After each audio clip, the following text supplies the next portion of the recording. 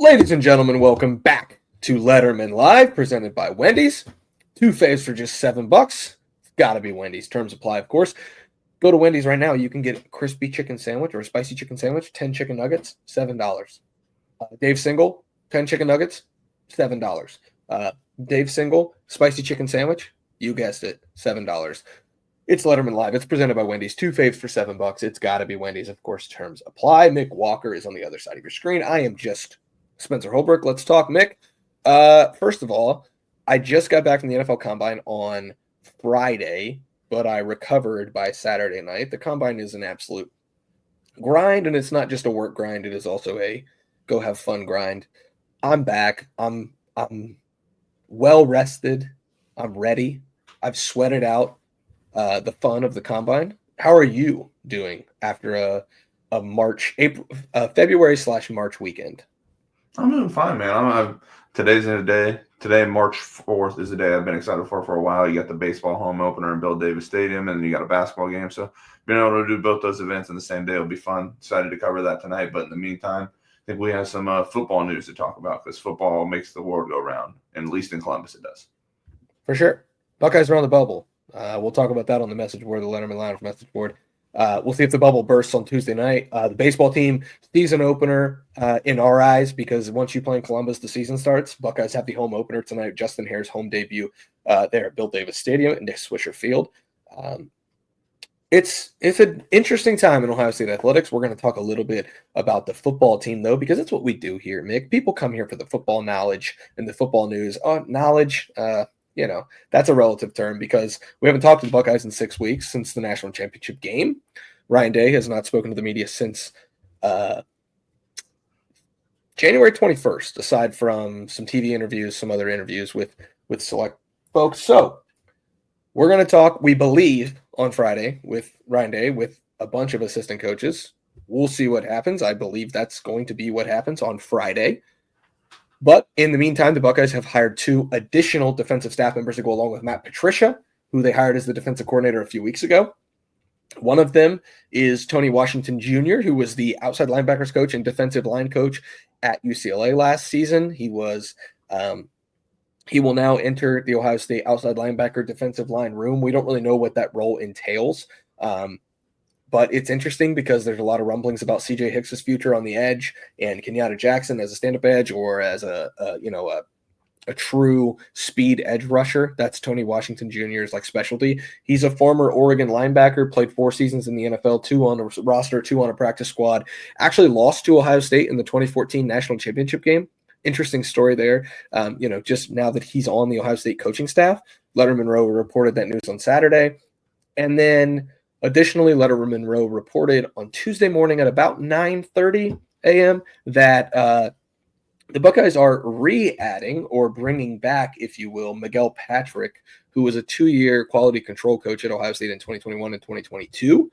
He was on staff when Ohio State was recruiting Kenyatta Jackson and Caden Curry and C.J. Hicks.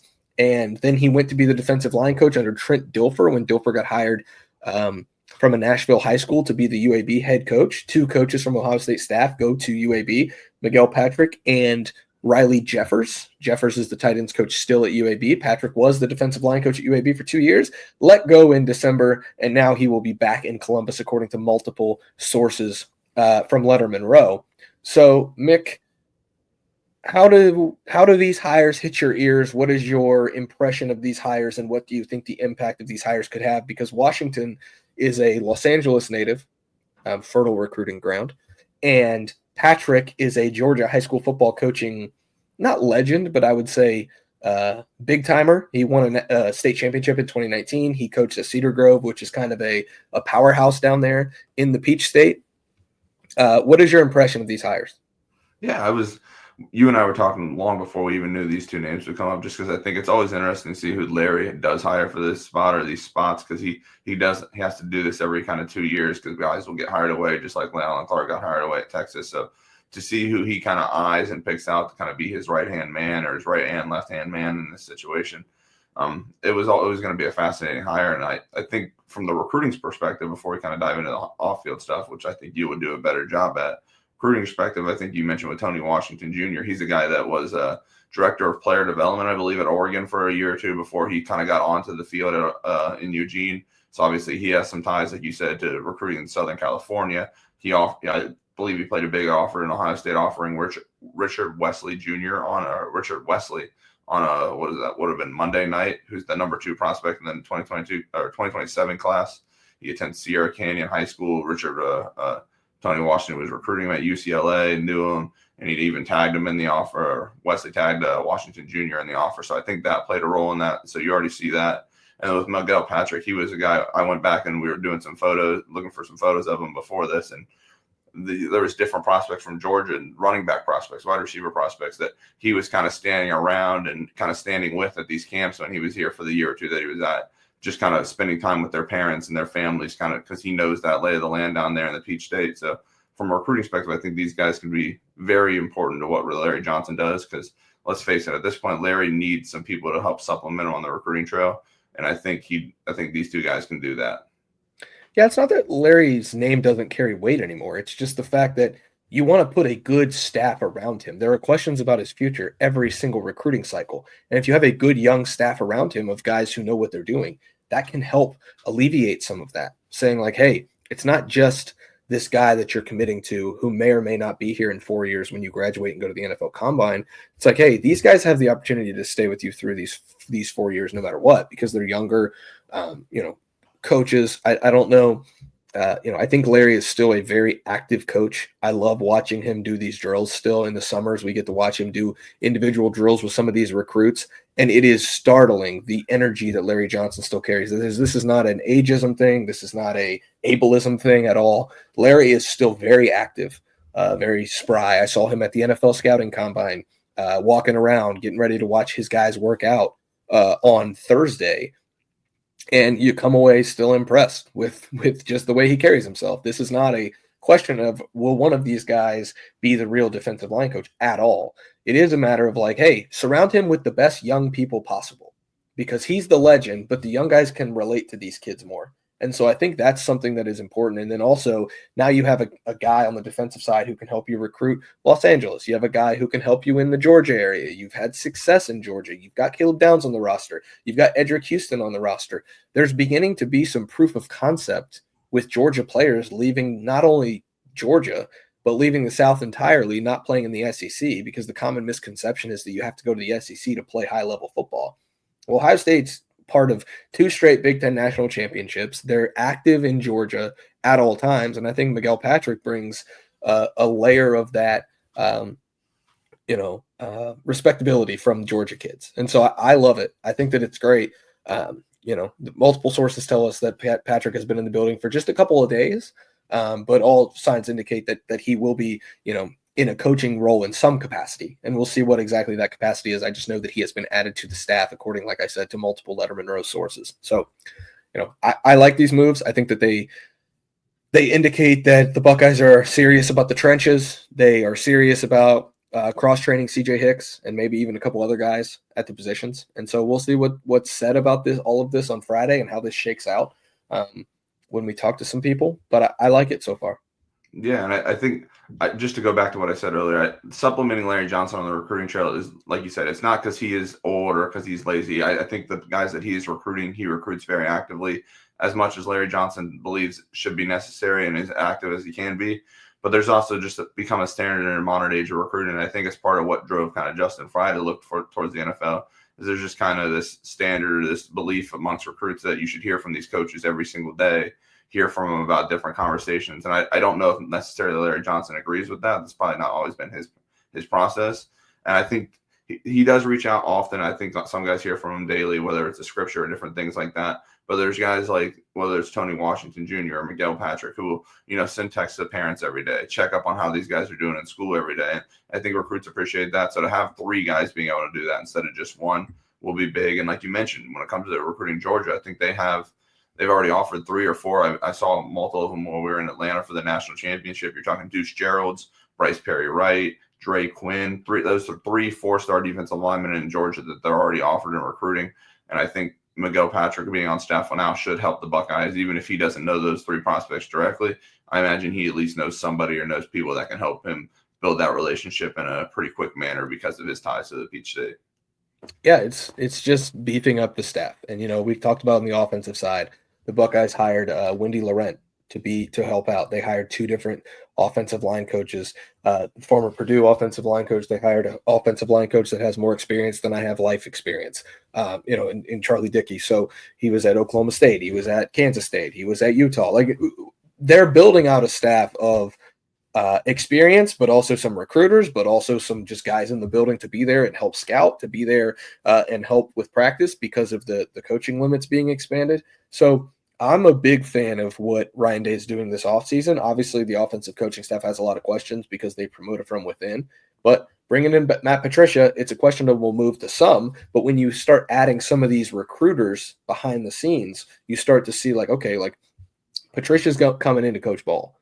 And the rest of these guys are going to help him, build a staff around him that helps on the field, that helps with recruiting, that goes on the trail and hits hard, that brings guys in and hits hard, on the home trail, if you will, when they come in for these visits. I like it. I think this has been a solid post-national championship beginning to the offseason for Ryan Day. But ultimately it comes down to the players, which is the next thing I want to – anything else on these coaches before we move on, Mick? Because I want to get your thoughts on some of the stuff we saw over at the Combine. No, I think that you brought up a ton of good names. Obviously, they added I don't want to even attempt to say his last name because I'll get it wrong, but Colin came over from Western Illinois. I think Keanu. Yeah. Keanu, I think I can say it. I was texting with Joe Moorhead, and he said he was a great person, like just a great guy all around. So I think he's going to work with Billy Fessler, who also worked with Joe Moorhead at Akron. So these guys will be able to work together. And it's another young guy in that quarterback room. When you have Ryan Day over the top of it, having these young guys that'll be active in drills at camp or be active on visits or be active on recruiting these guys one-on-one, that'll be a big time addition for a lot of those stuff. And I think it's been interesting to just kind of see the youth that they've added to kind of supplement some of these, whether it's older coaches or experienced coaches, because I think that's kind of the name of the game in college football, is having a lot of guys that not only have experience, but also youth and energy and are kind of excited about this. Because as we saw with some coaches this offseason, it can be draining. So if you just hire a ton of guys that are here to just coach ball, the patience and endurance of that can kind of run out quick. So I'm in lockstep with you on liking a lot of these hires that Ryan Day and the whole coaching staff has made this offseason. I imagine there'll be more as well. There could be more on defense. There will be at least probably another in the recruiting department when you look at losing Morgan Phillips to LSU on the on-campus role. I think that's an opportunity for Ohio State to really upgrade organizationally and just get another senior voice in the room for the on-campus stuff. And I think Mark Pantoni and Ryan Day have been working to try and find somebody for that role too. Yeah, it's interesting. Just a lot of staff turnover here. And like you said, potentially more coming, more on the way. So we'll see what happens there. I want to talk to you though next about, I'm not about to launch into an ad. I know that's what you're thinking. I want to talk, I've already got the ad on me. Like, look at this thing. Come on. We'll talk about that in just a minute. I wanted to talk to you next about some of the stuff at the Combine, because these coaching hires are all nice, right? Like they get people excited. They get people to lettermenrow.com, where you can get $1 for your first week over at lettermenrow.com right now. You should definitely go do that. They get people talking about, what this defense is going to look like or who's going to play quarterback and things, but it comes down to the players, and the coaches can only coach so much before it's just about players. And there's a lot of guys that we heard about over at the Combine last week. You were watching from afar, hearing what is being said about the new crop of Buckeyes coming in to be the starters. And I was over there, kind of asking around about it a little bit. I asked Will Howard straight up about Jalen McClain. He gave a great answer talking about how he's a ball hawk. Denzel Burke, the most honest player to come through Ohio State since I've been a part of the coverage, the beat starting in 2019, said that Julian Sayin is that guy, to be honest with you. That's what he said. He's that guy, to be honest with you. We heard about Sonny Styles' leadership. We heard about Brandon Ennis. We heard about Arvo Reese. We heard about a couple other guys. Edric Houston's generating a lot of buzz, according to some of those guys. What stuck out to you? You heard a lot of it. James Peoples, another name. Like, what is the one thing that you kind of latched onto from over at the Combine from these guys who just won a national championship as the leaders of this team, and now turning the page and saying like, hey, this is a guy you need to watch out for? What quote stuck out to you? Yeah, I'll leave Julian saying to you because I think you'll have more color on that. But the Jalen McClain stuff that continues to happen every single time you talk to somebody really stood out. I mentioned it. I think I mentioned on the board a couple of times in the Letterman Lounge. I think I mentioned on this podcast. But last month when there was the Ohio High School Football Coaches Association clinic, like I have right here. Matt Guerrero was one of the key speakers on Friday morning, and he went through all kinds of drills they do daily, all kinds of clips from games and how it translates. And there were 3 players that he talked about during those drills and just kind of what he saw from them and how they improved and how they were out applying the drill. And it was Caleb Downs, obviously, Lathan Ransom, who you talked to at the Combine last week, and then Jalen McClain was the third one as a reserve safety that he continued to bring up time and time again. So you pair that with what you heard at the Combine, there's suddenly growing a loud buzz for what Jalen McClain is going to be. I'm pretty excited about that. Pretty excited about James Peoples and Julian Sand too, though. Yeah, I mean, the Jalen McClain buzz is real, and I talked to a couple of people not at the podiums as well, just Ohio State folks that I saw around the Combine who were like, yeah, Jalen McClain. Yeah. And the other one that I heard about you just can't ignore the buzz is, I mean, it's getting pretty obvious at this point. Devin Sanchez, true freshman, up to 195 pounds now, at 6'2", I believe. One of the most ideal builds for a corner you could ever ask for. Oh, by the way, he's a true freshman, but he's not really a true freshman because he plays like a veteran. Not ready to make the Jeremiah Smith of the defense comments just yet. I know a good friend Berm has made that a lot over the last few weeks and months, but I want to see it in practice first. But like the early reports out of the Woody Hayes Athletic Center that are trickling out about Devin Sanchez, oh man, like IGB is back and Jermaine Matthews is back. And Aaron Scott looked really promising as the season went on. And I thought he looked good in that Tennessee game, breaking up a couple of passes. And Bryce West had a near pick in the Tennessee game. But it is really hard to ignore what we're hearing about Devin Sanchez coming out of the Combine. Yeah, like you said, I will stop short of doing any type of thing when it comes to comparing to the Jeremiah Smith, the defensive version of it, especially when you look at cornerback being more of a reactive position than it is a proactive position like wide receiver. Like we talked about on in the Lettermen Lounge message board, but you're looking at a position where you have guys like Jeremiah Smith running at you full speed, making cuts, and you have to then cut while backpedaling and just doing that as an 18-year-old freshman. I have a hard time seeing anybody do that, but if somebody's going to do it, it's going to be somebody like Devin Sanchez. So the buzz about him has been pretty insane. And I think while we talked about the defensive backs first, and I think Devin Sanchez buzz, everybody loves to hear it. Probably the most encouraging stuff I would have to say is the Julian Sand buzz, what Denzel Burke said, because like you said, Denzel Burke's not just going to say that about anybody. He's going to say that about guys he truly believes. So to hear that he's the real deal, he's the guy, I think that was very encouraging for not only my ears, but I think all Ohio State fans. Yeah, I mean, it's hard not to be excited because you just had a true freshman who became the best receiver in America as the season went on, even though I guess Blitnikoff voters were so enamored with Travis Hunter that they decided to ignore Jeremiah Smith, and then Jeremiah taught them all a lesson throughout the college football playoff. But, that's neither here nor there. I was still pretty angry about my fellow Blitnikoff Award voters that I wasn't even allowed to vote for Jeremiah as a finalist. He wasn't even a finalist. What are we doing? Or Emeka, to be honest. Like, Emeka was great too. Wasn't a finalist. What are we doing? But hey, Nick Nash had 1 billion catches for a bad San Jose State team, so that was cool. And whatever. I didn't get on that tangent. Jeremiah's going to win a Blitnikoff before he's gone. It's fine. But Devin is just continuing to gain buzz, and it is similar to what we were starting to hear last year at the beginning of spring practice about what Jeremiah Smith can be. And then by the end of March, I was getting a text every single day at the end of practice that was like, hey, you will never believe what Jeremiah did in practice. And I'm like, well, then tweet the video, Ohio State. And then all of a sudden in like April, Ohio State tweeted that one video of Jeremiah making a one-handed catch over one of the defensive backs. Probably good for the defensive back that I can't remember which one it was. It might have even been one of the walk-ons, but in any sense, like you started to get a sense of like, hey, this is not a true freshman. Like there's going to be no growing pains here. And then he goes out and drops the first target of his entire Ohio State career. And you're like, oh no. And then he goes out and does what he does. Maybe Devin has the same thing. Maybe it needs to happen. Maybe Devin needs to give a touchdown on like the first play of the game against Texas. And then all of a sudden becomes like the greatest corner in Ohio State freshman history after that, because that's what Jeremiah did. But anyway, that's just like maybe a hypothetical that I'm just floating out there.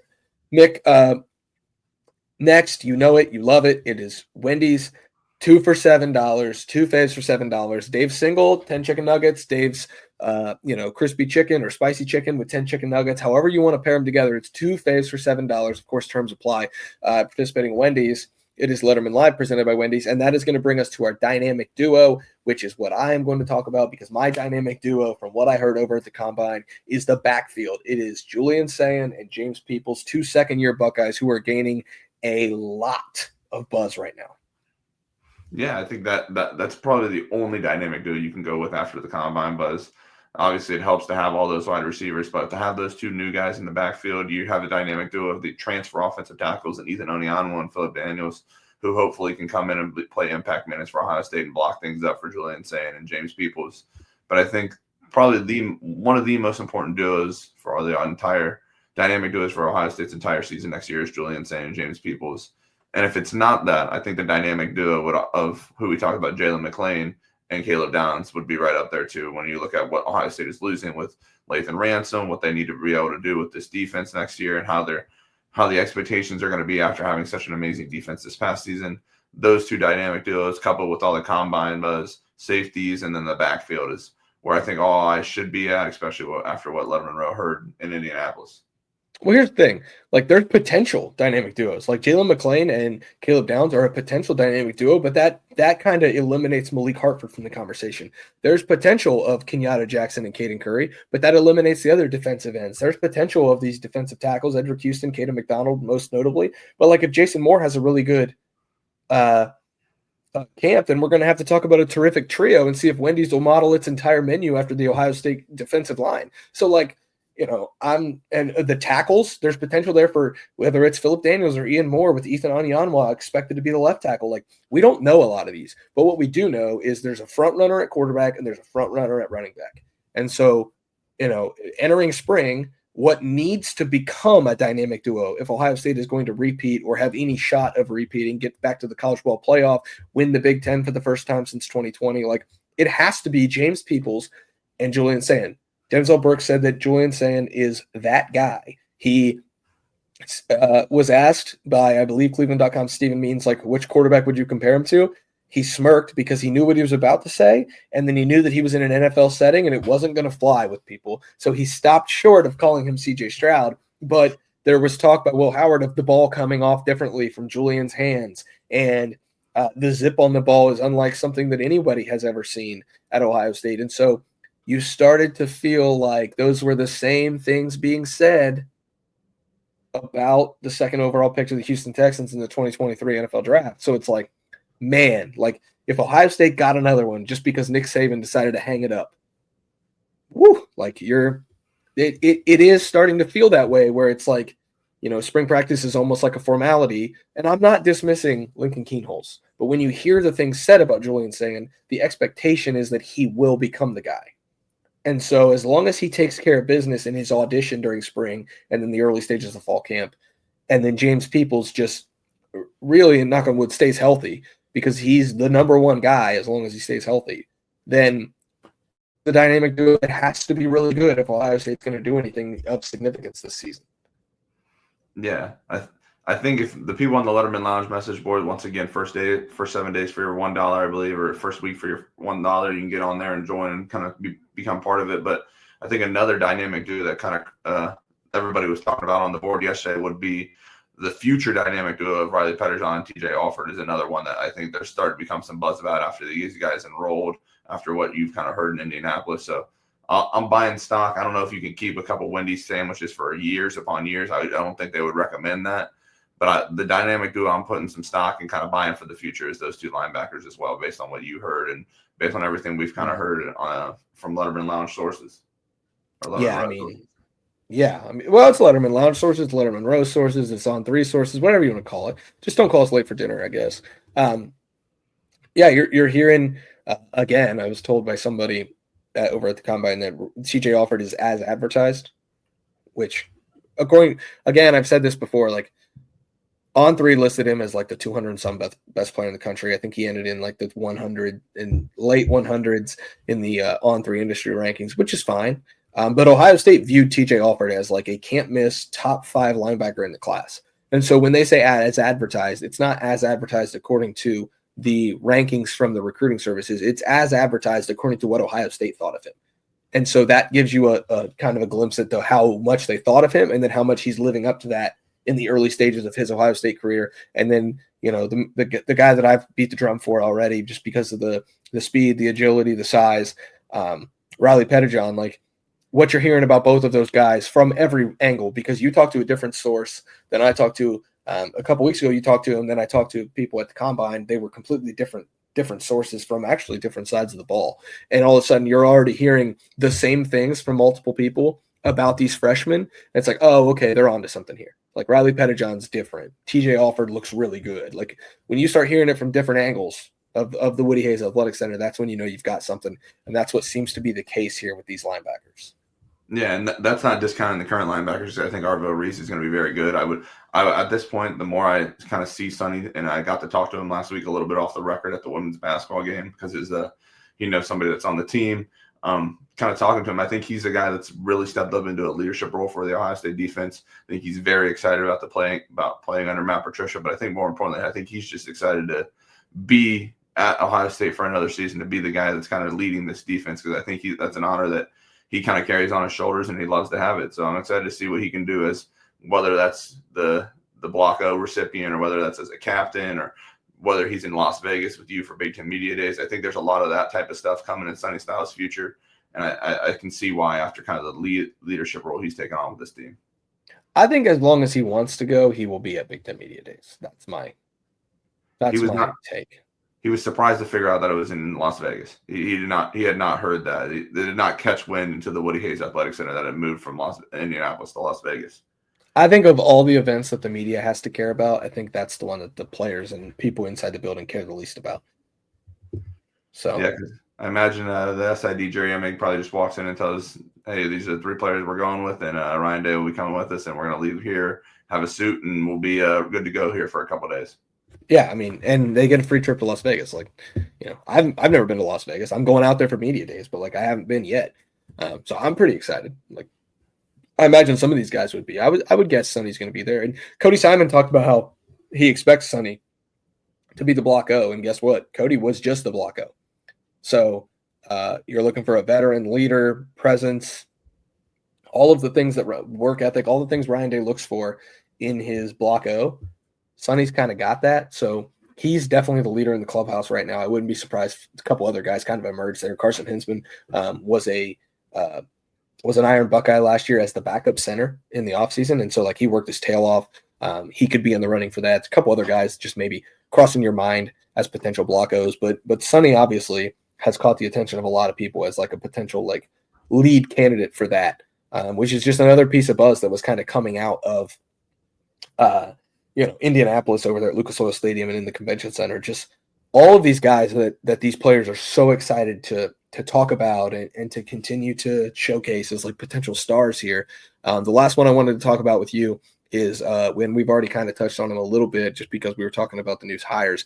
Edric Houston kind of got lost in the shuffle because the defensive lineman spoke first. So we heard about Edric first. And then as we kept hearing about Julian Sayin and James Peoples and Jalen McClain and other guys, like you just kind of forgot that Edric kept coming up on Thursday from JT Tuimoloau and Jack Sawyer. Oh, it was Wednesday from Tuimoloau and Sawyer and Ty Hamilton. And we didn't get to talk to Ty Leak over there, but you get the point. Like his name just kept coming up as a potential like next up. And Jack Sawyer said he could be the best in the nation at his position, which is 3 technique. I don't doubt that at all from what we saw from Edric late in the season as he made the push after moving to 3 technique. And now he's going to have to live up to that this spring heading into the offseason.